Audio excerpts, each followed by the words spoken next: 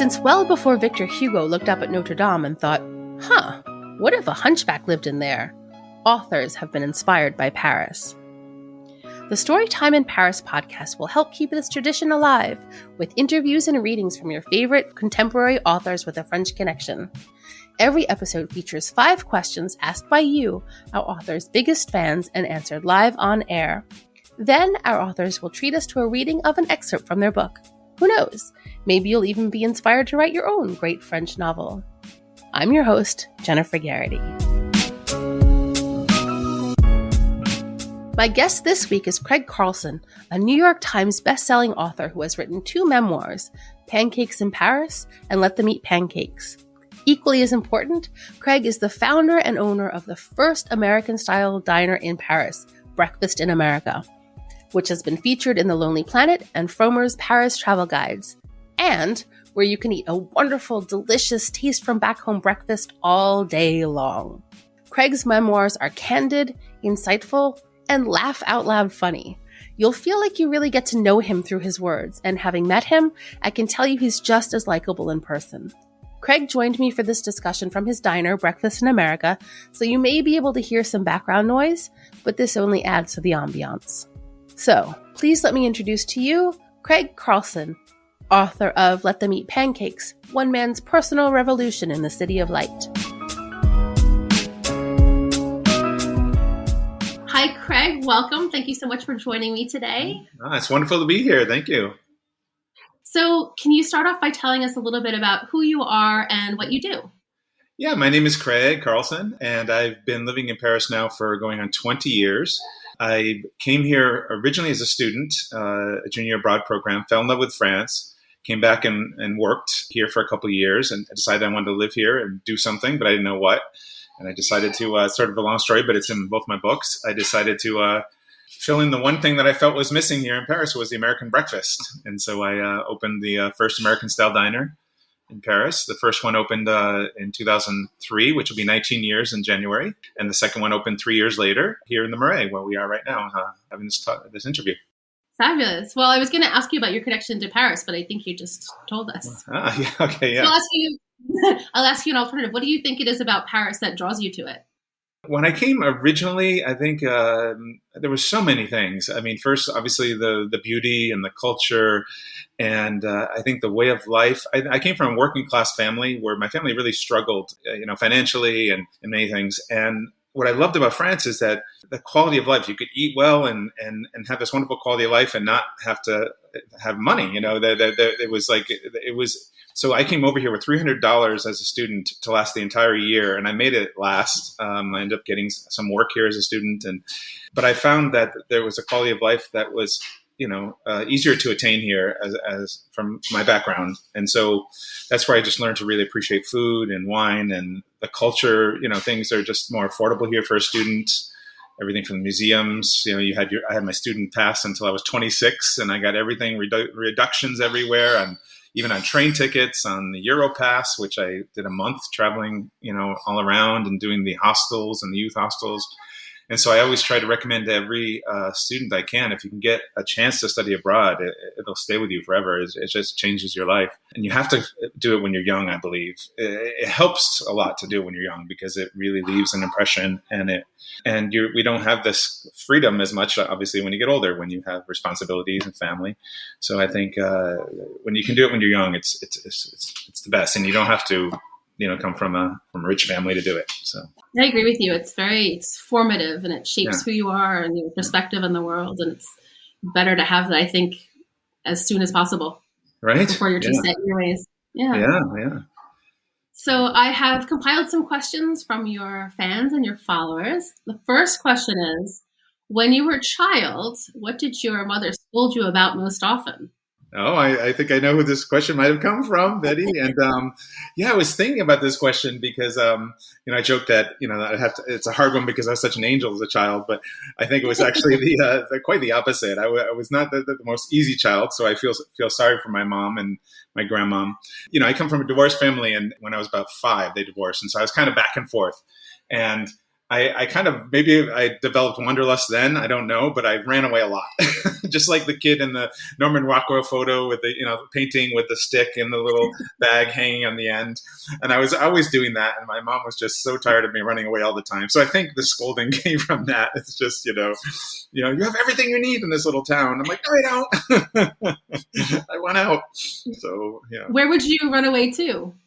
Oh boy, that's a good question. I don't know. I would just, when you're a little kid, you're just like, I'm just going to go off into the woods. One of my favorite books was My Side of the Mountain, about a kid who ran away from home and ended up living inside a hollowed out trunk of a tree, and, made a pet with a falcon. And, I had these romantic visions of kind of being out there in the world and having adventure. So I think that's what she scolded me about enough. You make me worry too much. So, yeah. Yeah, that makes sense. So I know that you went to school for film. Yes. I'm curious about what college age Craig would think of the life that you've created for yourself now. Yeah, that's a really good question too, because I've always sort of followed my passion, and I recommend this to folks. But also, I think it's great to be open to just shift and turn, and reassess. And so what happened is, originally back in high school, that's where my first fell in love with French, the language, but it's also where I started a high school newspaper that the school didn't have. And I really thought I was going to be a journalist, and I was passionate about journalism. So I went to University of Connecticut for journalism. And then I found I didn't have the tough skin of a journalist. The editor always wanted me to get in there and ask like these really tough and probing questions, and, make the person uncomfortable if you have to.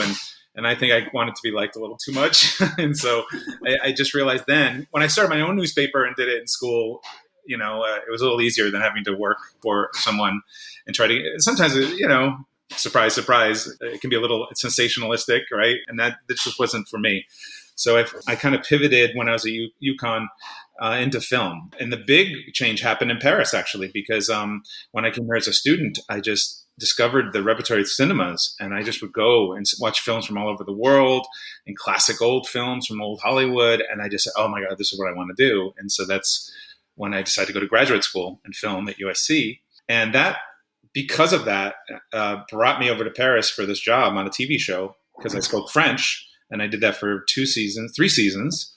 And that's when I decided I wanted to stay here, and decided to open a restaurant. And when you think about it, I think there's a reason a lot of stars own restaurants. I think it has a lot of the same, it fulfills creatively a lot of the same things. You're setting up a location, and you have a staff, which is like your cast, and you have a show every night, we've had hard times here, of course, with COVID and many other things, but even pre-COVID, there is that mentality, the show must go on. We have to find, even if we run out of products, we got to go find it, and we have to make sure we stay open. And it's that sense of always bringing on a production. So if you ask me to answer roundabout way, I think every step along the way led me to where I am now, which is great. And I used the skills from the different disciplines that I learned. But I probably would never have imagined that I would have a restaurant in Paris back then. I might have said, oh, maybe I'll live in Europe one day. But I never would have imagined a breakfast place. But it makes sense when you think about it. When you look backwards and follow the steps, it makes sense. There's a storytelling aspect too, though, I think, to the food that you serve. You've got the storytelling and the journalism, and in film, obviously. But I think one of the things that I got from your book is how personal food is to you and how many memories are tied to it. Yes. So I think you're telling a story with the menu that you have as well. Yeah, and in fact, I had done a stint at Buena Vista Marketing, which is the Disney marketing department, and they did talk about that a lot, like, what's your story? And so I literally put on my story on the menu so that people can read how the restaurant came about. And I think that personalizes it. And as you said, too, I think when you see, especially American students or Americans, expats over here, when they walk in and they see the restaurant and they see the pancakes, they kind of squeal like, oh my God, this is what I miss so much, So I think there's that association. And that's what I wanted to do with the diner. I wanted it to feel all the best aspects of America, that where you can order whatever you want at any time, and you leave full and satisfied, But we had to be careful, for example, with the portions. We couldn't make them too big because the French, don't like to waste food, but we couldn't make it small because Americans wanted to have their value, so they feel like they were getting a good value. So So that was the wonderful challenge that I talk about in my books is keeping it real for Americans, but also adapting slightly for the French clientele. Story is important. Very interesting. Yeah. So, okay. So you went to school for film and you've written now 2 memoirs. So I think this begs the question, who would play you in the story of your life? Oh my, that's a really good question. When I realized that Bradley Cooper spoke fluent French, if you go online, you can listen to him speaking French. I was like, okay, he's got to play me, And then my husband Julian said, then I will play myself because he thinks he's quite handsome. Like, no, you don't. Yeah, we're going to get someone else. So I'll stick with Bradley Cooper. I think he would be great. But there's a lot of, I have been in discussion about adapting my books, and they have said, producers have said, I hope you're open to, cutting the age of the main character in half, and make them 20 in their 20s. And I'm like, sure, because it can be part of the adventure too, a young person coming over, So maybe at that point the producer would say Bradley Cooper's, not young enough, but that's who I would have. I think he would. He's a great choice. Yeah, I could see him. I could see it. Yeah, I could see him trying to make things work in France and all the the crazy bureaucracy and all this. I could still see him dealing with it. Yeah, sweating behind the camera. I could see it. Exactly. You talk a lot about your Finnish heritage in the book, and you grew up in an American culture, and now you've adopted a French culture. What do you think the blending of all these different cultures has given you? Yeah, that's a great question too, because there's also the Polish culture which was very heavy. So it was very, I think that melting pot that we get in the States just it allows for just these mixes that you never necessarily wouldn't happen as naturally anywhere else. And so on the Polish side, you had a very passionate, emotional. My grandmother, the Polish grandmother, she was always like, bullshit. Everything was like, if you remember that one thing, like when I asked her to talk about her home country, I don't want to talk about it. But also she was just very, very emotional. My mom was very emotional. Then you contrast with the Finnish, where I learned over time that the Finnish are very, very reserved, and in fact find it almost impossible to say "I love you" to each other. And I thought, oh, okay, that kind of explains things on that end, So it was much more stoic and staid. And so I have sort of the two sides, which have been wonderful, because the nuts and bolts of the restaurant, where I really have to use my logical mind and try to stay calm, there's that. And then the passionate side of my Polish grandmother and mother, which was take the risk, try things, it's okay to fail, that kind of thing. And then when you add French into the mix, boy, that complicates things, because I still am, out of the Finnish and the Polish, I still am an American. I still want to do things the right way. I want to be the good boy and do things, as they should be done.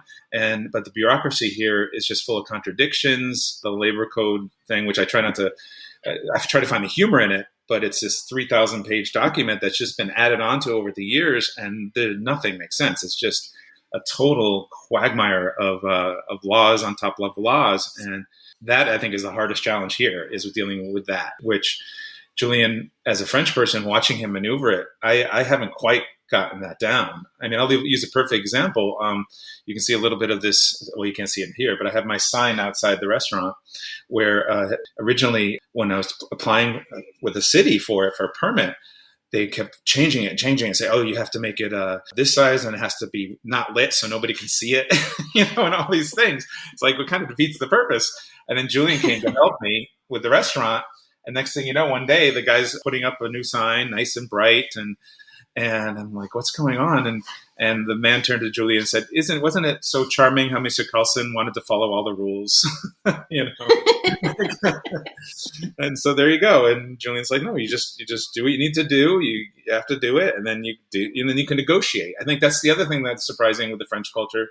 In America, sometimes things can be very black and white, and you don't have that kind of wiggle room here where you can, I always freak out when these government people come in with their badge and start asking all kinds of things about, is the menu translated correctly into French? Is the terrace more than a centimeter longer than it should be? When Julian meets with them, he just goes, oui, he listens, and da-da-da. And there's this very human rapport that happens.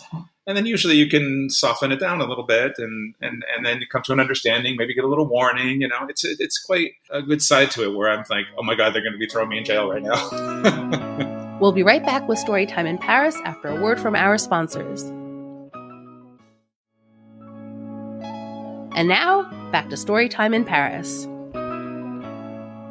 Yeah, I felt that myself. It seems like there's an innate understanding for French people of what rules they should follow and which ones they shouldn't. Yes. Which I don't know at all. Julian says they're called contrôleurs. They want to make sure that you hear them. They want to make sure that you understood what the thing is. And there you go. Once they've been heard, then you're, so you don't get defensive. You don't say, but, and try to explain. You just listen. So there's a lot of good lessons in it, Well, that's been my experience with the prefecture too. Every time I try to get my visa, okay, all right, yep, sure, okay. I gave you 400 pages, but you want another one? Okay, I'll give it to you. Yeah. So one of the things that I love so much about your book is your candor. You speak really openly about the struggles that you've had to go through in your personal life and in the diner as well. So looking back with hindsight, would you do it all again? Yeah, I saw that question, and boy, it's a tough one because up until I'd say the last 2 or 3 years, I was always say I wouldn't change a thing. I'd do everything the same, and I think that's half true. I think because the life that I created here all was a wonderful gift from the French experience and building my life here, and then eventually, finding my French husband and now his family, work all close, and so I've really created a life here. So that I wouldn't change in the world, but I have to say, it's a much better position here to be an employee than an employer. And I've seen changes over the last 5 years that I would not want to start another business. You know what I mean? The one I did brought everything, all the riches here. But I do honestly have to say it's getting harder and harder. And, just here in Paris, for example, the Gilets jaunes every single week, just nonstop. And that's just hurting business so much. People don't want to come out as much, and you just watch the numbers go way down. And you go to the city, we have to do something. This is just and there seems to be no solutions. So I think I don't want to be a bummer here, but I do think it is just really, really hard now. And thank God during COVID, the government was really great. It took a little time to get to there. In the beginning, I think all of us were worried, oh my God, are we going to make it? It was one thing where they secured everybody's job. So nobody got laid off and they got their full employment benefits. So that was great. It worked great for us and worked great for the employee. But the business itself, in the beginning, they wanted us to take up loans and big loans. I'm like, I can't get into debt from this. We'll never make it out. And then eventually they came around and started helping us out, and so that we could cover the rent and get through everything. So that went very, very well in the end, thank God. But coming out on the other side, I think the positive aspect is you can feel it with the Parisians. They are, I see, even when I was talking to Julian, even within the last month or so, you can really feel a joy of life kind of getting back to normal, of being able to go out again. We have all these soirees coming up over the next 2 or 3 weeks. For example, Josephine Baker is going to be interred in the Pantheon, right? And so there's an organization that's having a celebration for that. So we're going to be taking part in that. And all these things that for 2 years we've been missing. So I think, so maybe if you ask me next year, I'll say, you know what, the hassles are worth it. Open your own business. But I really believe as an employee here working, it's great. I mean, you have your 5 weeks paid vacation. All my staff are required every year or two to have a physical, which, our company finances. But again, it's not expensive. It's 15 euros an employee. So the costs are reasonable. And it's all preventative care. It's all for the quality of life of everyone. But I think there is a double standard when you're the owner. You don't get as much of these things at all, So I think, so that's the long and short of the answer is I think I would definitely do the business again like I did. But now if I were to think of opening something else, I probably would hesitate. I have a bonus question for you. I know I mentioned this before, but I know that there are different foods that have really deep meaning for you. And I assume that you're most often asked about pancakes and hamburgers. Yeah. So my question is, what food do people never ask you about that you wish that they would? Oh, wow. American food, you mean? Like for whatever, American anything. Food? Well, that's a really good question. Because, just as a little side note, it's a funny thing. When I first had the idea, most of the French people I would speak to, that what they knew about American food was McDonald's. And so they'd always go, hamburger, hamburger. That's all you guys can do is hamburger, which is part of the reading I'll be doing today. And I would say, no, there's so much more, there's so much more there. And I said, take our breakfast, for example, and then French people who had traveled to America would go, oh yes, that is the one meal you do right. You do breakfast. Great.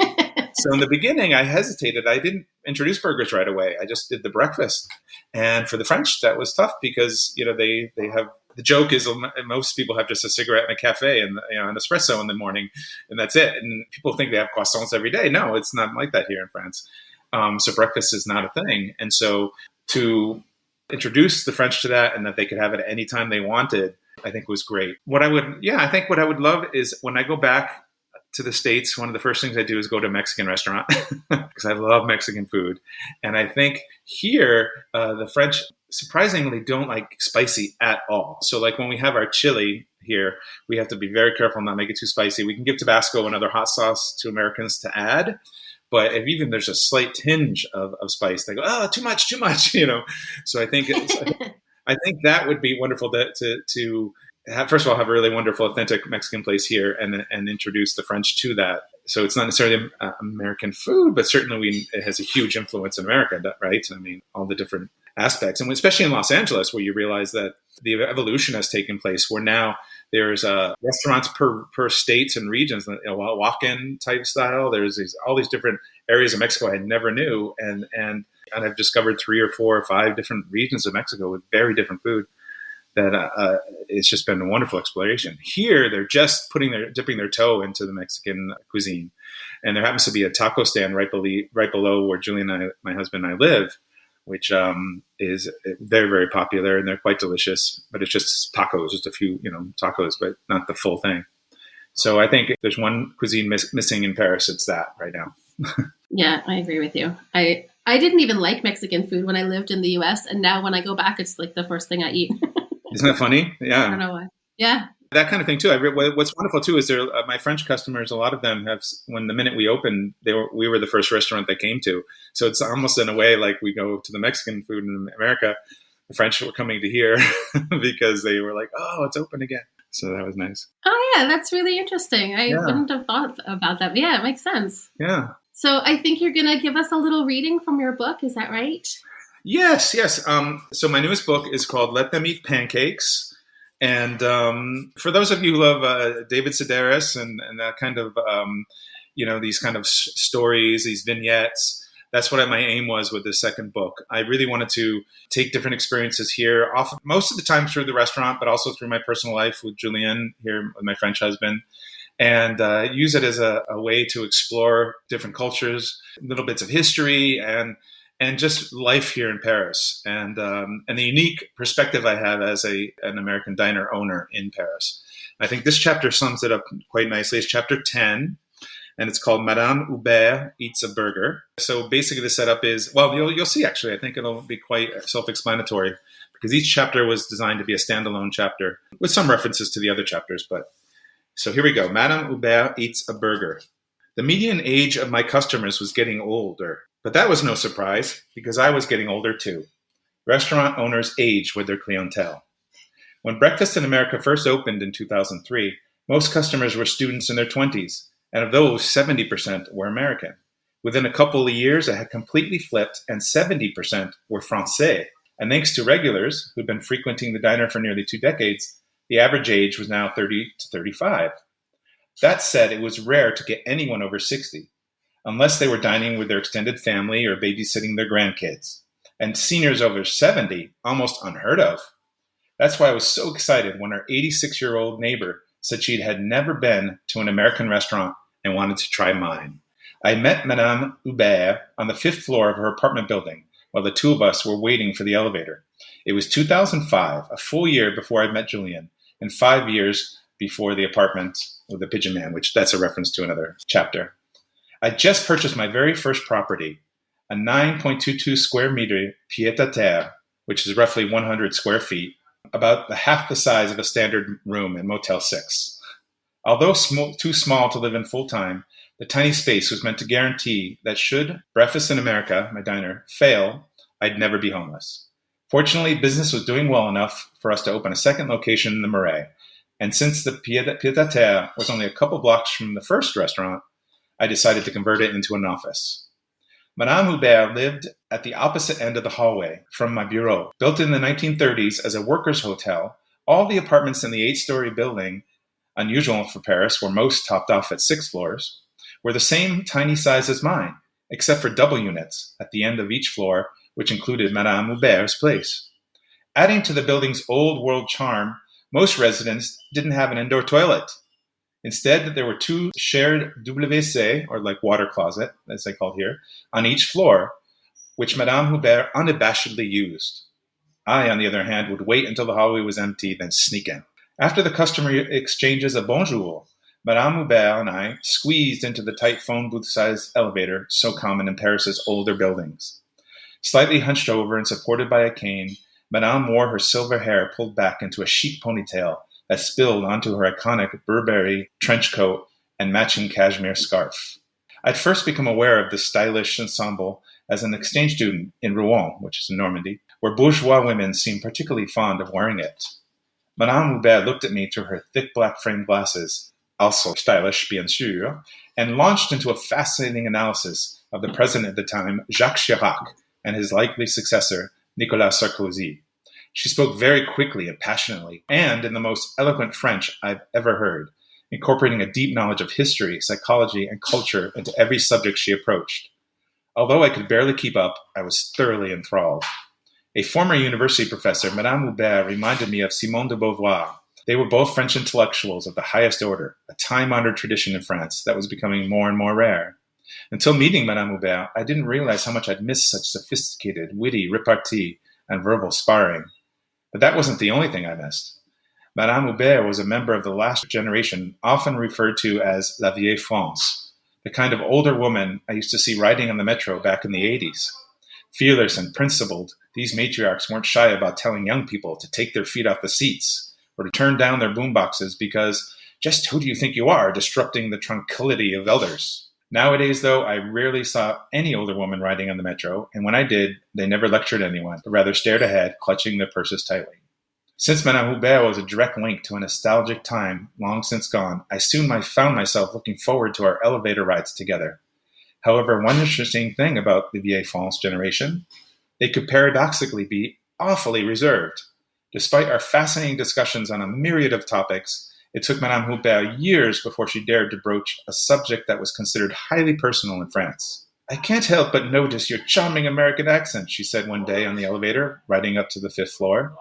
"At the risk of being rude, may I ask what you do for a living?" "Je vous en prie, madame. Please do," I said. "I own a couple of traditional American restaurants." "Ah bon? And where may I have the opportunity to see these restaurants?" "Actually, there's one just down 2 blocks down the hill on Rue des Écoles, right next to the piano shop." I'm familiar with that shop, but I've never noticed yours. I will have to make a point of investigating it the next time I'm down that way." A few months later, I was serving customers inside the diner. I noticed Madame Hubert standing outside wearing her Burberry ensemble. I stepped out to join her. "Bonjour, madame," I smiled. "I see you found us." "Effectivement," she said, "indeed." Balancing herself with one hand on her cane, she gestured with the other towards the red neon diner sign hanging above the striped awning. "What is this dîner, dîner?" By now I was used to French people pronouncing diner like the word dîner en français, which of course meant to dine or eat dinner. "Oh, it's a type of restaurant, American restaurant," I explained to Madame Hubert, "but we pronounce it diner." "Ah bon," she said, intrigued. "And what do you serve at this diner?" "Hamburgers, I suppose." "Among other things," I grinned. "I'd love to invite you so you can see for yourself. My treat." Madame Hubert looked at her watch. It was a little after 4 p.m., too late for lunch and too early for dinner. "I would like that," she said. "À la prochaine." Until next time.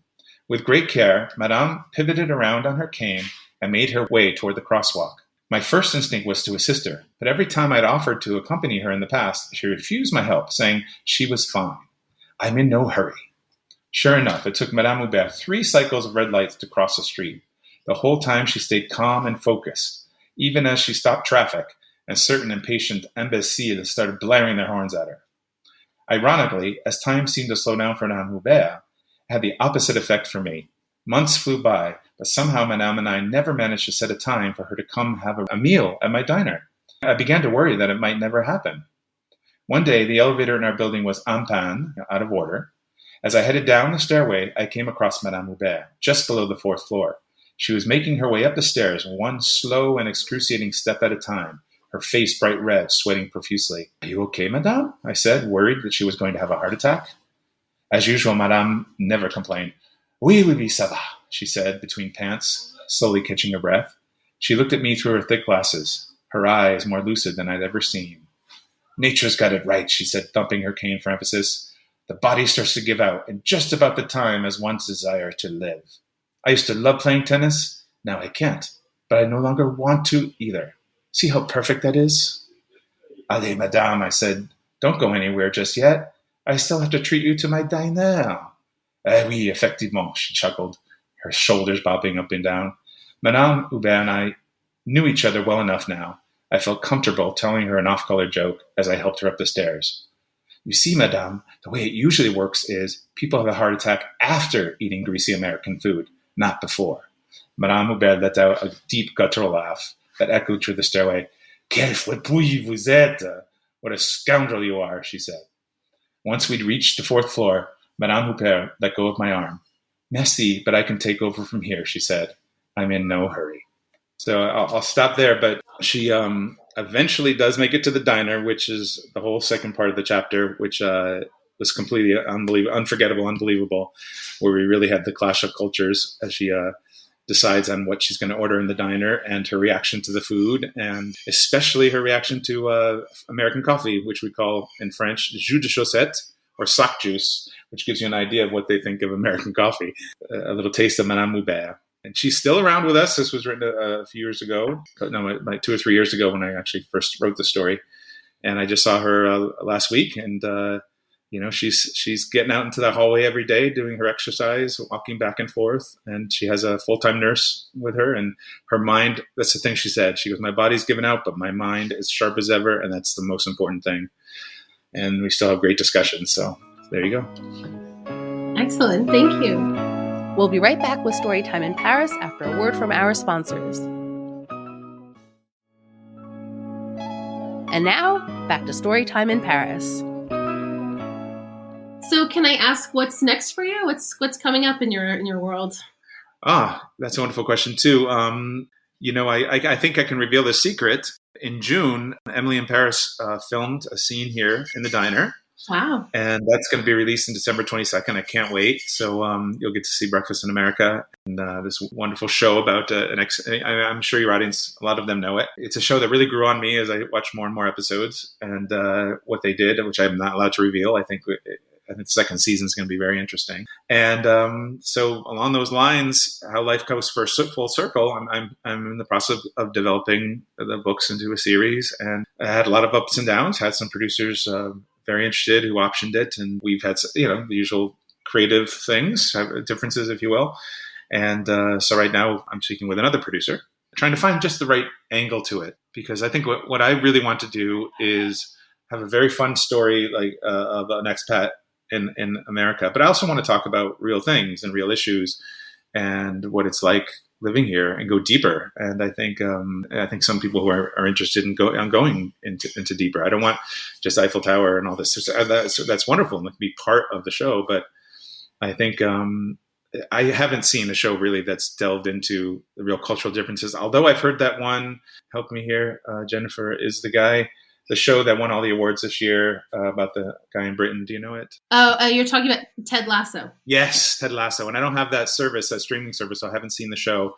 But people have recommended I see that show because they say they go very deeply into this fish out of water cultural differences. And they say it's very touching and funny at the same time, which is what I would love to do with my show. So we'll see. That's the goal right now. So any producers out there listening. And where can people find you? How can people keep up to date with what you're doing? Yeah, so I have I actually have two Facebooks. I have a Craig Carlson author and I have Craig Carlson personal.